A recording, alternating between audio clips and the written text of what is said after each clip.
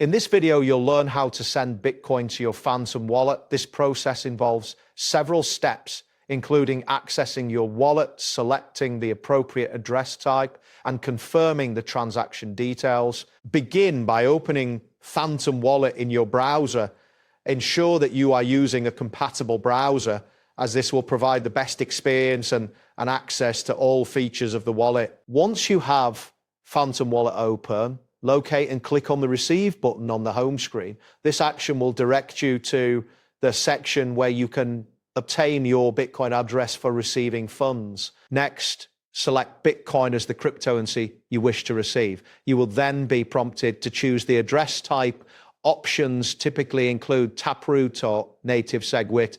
Make your selection based on your preference or the requirements of the sending wallet. After choosing your address type, you will see your Bitcoin address displayed on the screen. Click the copy icon located next to your Bitcoin address to ensure you have the correct address saved to your clipboard. Now, navigate to the wallet or exchange where your Bitcoin is currently stored. This may involve logging in if you are using an exchange or accessing your cryptocurrency. Once inside your wallet or exchange, look for the option to initiate a send transaction. Click on the send button, which will allow you to enter the details for the transaction.